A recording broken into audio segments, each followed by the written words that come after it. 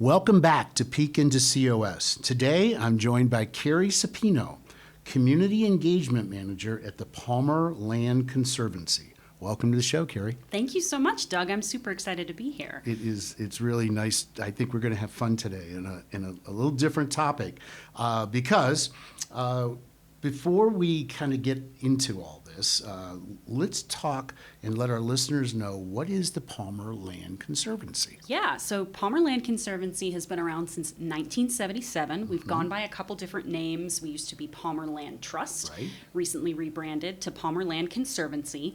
But since 1977, we have worked to protect over 20 public parks and open spaces in the Pikes Peak region.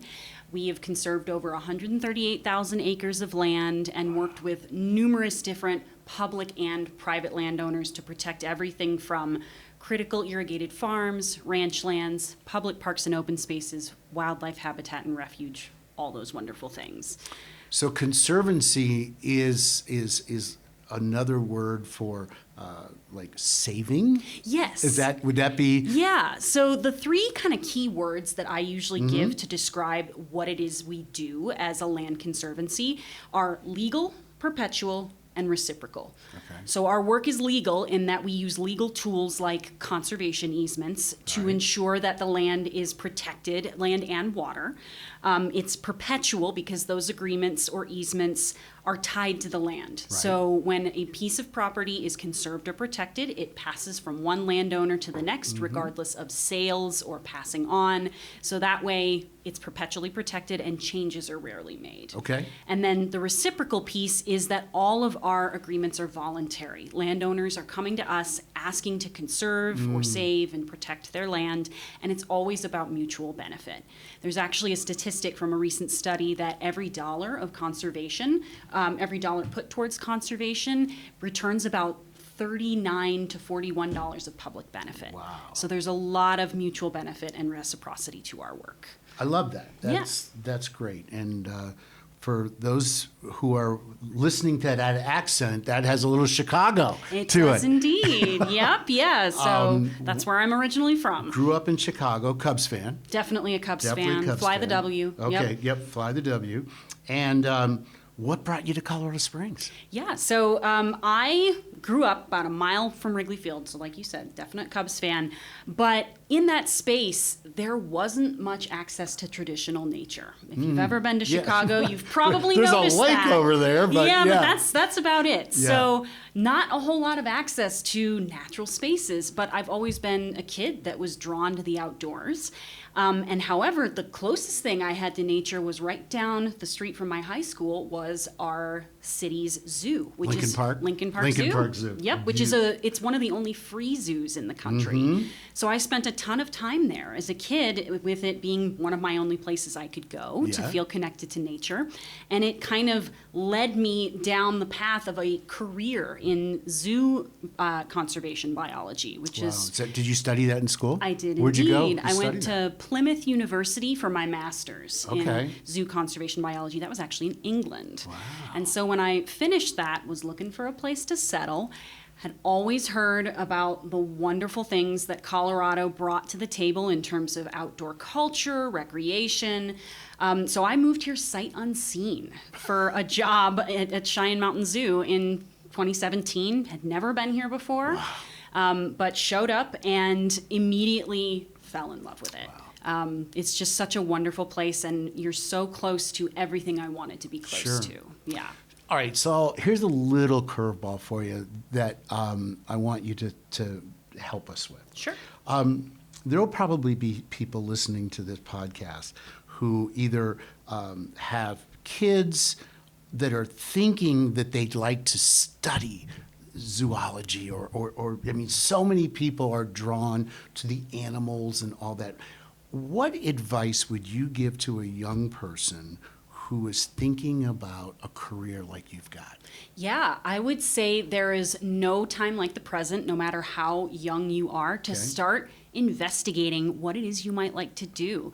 There are so many different organizations in Colorado Springs, the zoo among them, that have great programs for kids to get involved with, whether that's volunteering, camps, there's no too soon a time Okay. to start investigating different nonprofits, different organizations to see what it is you like and what it is That's you want to neat. do. Yeah. That's neat. Okay. So you obviously came here to work at the zoo, but you made a career change. I did, yeah. Pretty big career leap, Yeah. actually. So I'd been at the zoo for about 7 years and loved so many things about it.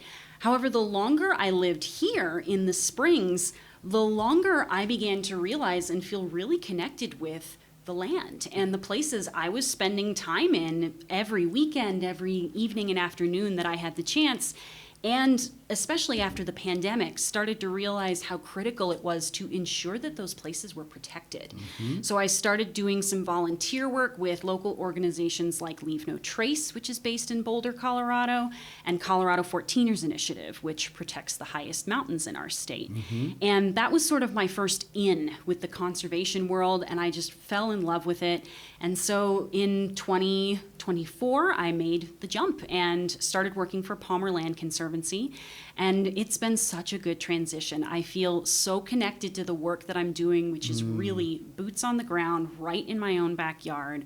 I've gotten to do everything from curating a film premiere in Pueblo for 400 people to guiding local hikes and on-the-land experiences. So it's been such a good transition. That's great. I'm really glad to hear that. So for our listeners, you touched upon something called Leave No Trace. Yes, absolutely. And we're going to talk a little bit about that, because one of the things about Visit Colorado Springs is we invite people to come and make their memories, and in so many cases, no matter what season of the year, they enjoy our outdoors. They enjoy our parks and our trails and our open spaces and our fishing lake and all those things. But we know how popular we are. We get millions and millions of visitors each year. But we feel like we have a responsibility from a sustainability standpoint to have people be conscientious and literally leave no trace. So what I'm going to ask you to do is, just for our listeners that have maybe never heard the 7 principles of Leave No Trace, why don't you just briefly touch on them? Absolutely, I'd be happy to. So, Leave No Trace 7 principles, not strict rules or anything that you absolutely have to follow, but it's something that's going to help you, again, make the most of your experience in a way that is the most sustainable. Yep. So, principle number 1, plan ahead and prepare. This is actually probably should be VCOS's motto, because Right. you guys are a great resource for this first one. Find out about your route ahead of time, check the weather, check maps, make sure you know where you're going, what you're doing, and how to stay safe. Number 2, travel and camp on durable surfaces. This one's really applicable to us here in Colorado Springs and Colorado because our trails are fragile. We have lots of really specialized ecosystems. So staying on trail and staying on those durable surfaces is going to be really important. Yep. Dispose of waste properly is principle number 3. This one's really simply boiled down to pack it in, pack it out. right. Yep. Anything you bring with you needs to come back out. And that goes not just for your waste, but being a good steward for others as well, picking up additional trash you might see along the trail and packing it out. And your animal. Yes, and your animal, absolutely. right. Yeah.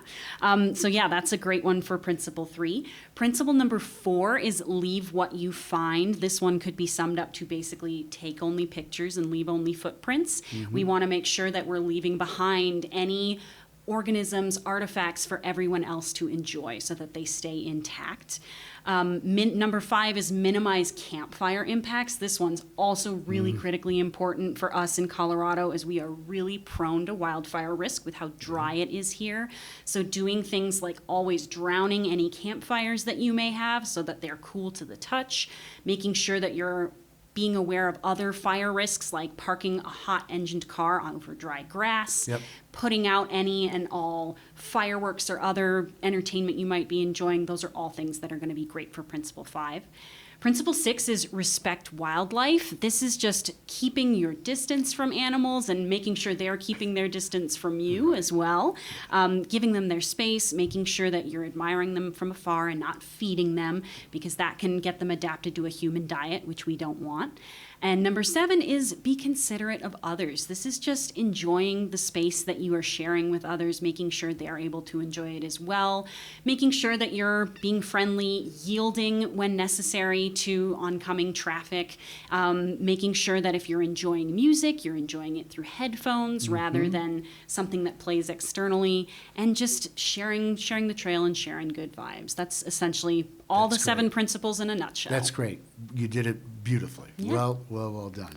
So let's let listeners know what some of the hidden gem parks are that people may not even realize are conservancy projects of yours. Yeah, absolutely. So some of our bigger, more popular parks are Red Rock Canyon Open Space, Bear Creek Regional Park, Stratton, Ute Valley. Those are the ones that see a lot of traffic, Sure a they lot do. of people.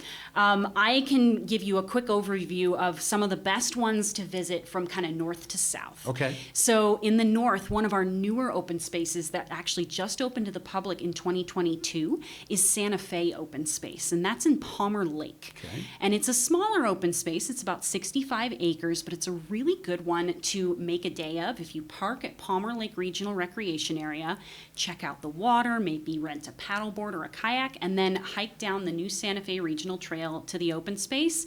There's a few trails that were just completed this year by Rocky Mountain Field Institute Yep. and the county. Yep. And they lead to some historic sites. There's actually an old, I think it's a Ford, like a 57 Ford that's parked in the weeds there that you can hike to. Cool. So Santa Fe Open Space is a really great one to check out. Okay. Another one that I really like, and this is actually kind of a getting double bang for your buck, Red and Iron Mountain Open Spaces in Manitou Springs, which we actually just recently highlighted with our Tourism Tuesday takeover with VCOS. Okay.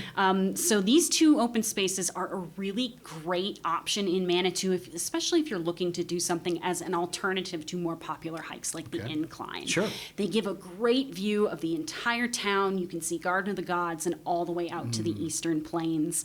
And you can also make kind of a day of it by parking in town, hiking up to the open spaces, coming back down and having lunch. There you So go. another really good option. Good. And then on the south end of town, one of my favorite open spaces is Blue Stem Prairie.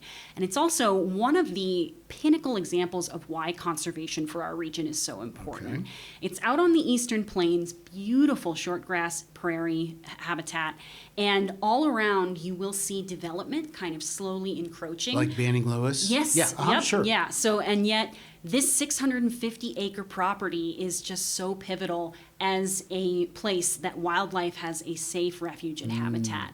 So it's, if I always tell people, if you're looking to see wildlife, you will guaranteed see prairie dogs within 5 feet of stepping on the trail. Okay. At Blue Stem, there's also pronghorn, and it's a really great place if you're kind of wanting to check out maybe gravel biking or mountain biking. It's Okay. a great introductory trail. Great. So those are 3 of my favorites. I love that. Yeah, yeah. So if you could share anything with our visitors, I think we really just went through the Leave No Trace 7 principles. But as you're out there, if you had advice to give people of what you maybe sometimes see people doing and not even realizing that they could be causing some damage, what frustrates you, whether it's bikers or hikers or just, what is it that you wish people would really pay attention to? Yeah, I think the thing I would just want everyone to know, whether you're a longtime resident or here just for a visit, is that you have incredible power and influence in determining the fate of our parks and open spaces through your actions and your behaviors. So model the behavior that you want to see. Make sure that you're staying on trail so that others know to do the same thing. Sure. Pick up and take your trash with you. Same with one of my favorite little tricks that I do when I'm Right. out every day on the trails. I bring with me an empty peanut butter jar. So any trash I see on the trail, this is especially good for dog poop bags. Yeah. You just put them in there, seal it up. You don't have the smell in your backpack, and Right. that way you can just pack it out really easily. That Yeah. way, instead of leaving anything at the trailhead or on the side of the trail, you can just take it with you. Well, that's great, because one of the things I guess that frustrates me when we're out on the trails is when dogs are off leash. Yeah, yeah. And I understand why they do that, but that can get frustrating, if you will. For sure, yeah. If you can't eat, and then, because sometimes you'll see an animal, you'll see a dog before you even see the people. So the people don't even know what the dog may have been already done, and wouldn't even know to look for it to pack it in and pack it out. So. Yes, yeah. So, and I always tell folks there are really great places and options we have in Colorado Springs to take your dogs off leash. We actually, Bear Creek Regional Park and Red Rock Canyon Open Space, two of our properties have off-leash dog areas that are a great place if you want to take your dogs off leash. So directing folks to where they can do those behaviors with their dogs and have those experiences is a great recommendation that you can give to those people. So, Carrie, we will definitely have people listening to this who are locals here that live in Colorado Springs, and they might have heard of the Palmer Land Trust, which, as you said, had been around since 1977. But tell listeners, particularly locals, how they could get more involved and find out more information about PLC. Yeah, absolutely. So my number one recommendation would be to download a free copy of our field guide. It's a guide to all the properties that we have worked to protect and conserve that are open to the public. So, and it gives some nice tips and tricks. You can go download that for free at palmerland.org/field guide. Okay. One word. That would be my number one recommendation. Other great things to get involved with us are come and attend one of our events. We have a really great one coming up. It's one of our big annual events called Bike the Bessemer, and it's an agricultural bike tour in Pueblo that gives a really in-depth look at some of the conserved farmland work that we've done to protect water and ensure our region has access to local food. Is that an annual event? It is an annual event. So yep. what's the upcoming date for 2025? That's going to be Saturday, October 4th. October 4th, okay. Yes, yeah, All right. and again, you can find out more about that on our website. We also are in the midst of having a budding volunteer program. So good. if you're a local and you've been here before to participate in Creek Week, we're going to be doing 2 cleanups actually for Creek Week that are on a private an open space that's not currently open to the public. So if you'd like to get a chance to see a property that you wouldn't otherwise have access to, we're going to be doing cleanups at Christian Open Space. And again, you can find out more about that on our events page at our website. And then finally, the most critical thing is, we are a donor-supported nonprofit, and the donors in our community stand at the heart of our work. It takes a lot of commitment to ensure that these properties are protected into perpetuity. So if you'd like to find out more about supporting Palmer through donations and contributions, that's another really great way to stay engaged with us. Great. Another project that is exciting for our city is Fountain Creek. Yes, And, yeah. and why don't you just share with listeners a little bit about maybe even just what you know about the vision for Fountain Creek and how it really could change our city in a big way. Yes, yeah. So we do actually have a couple of properties that are protected along the Fountain Creek corridor.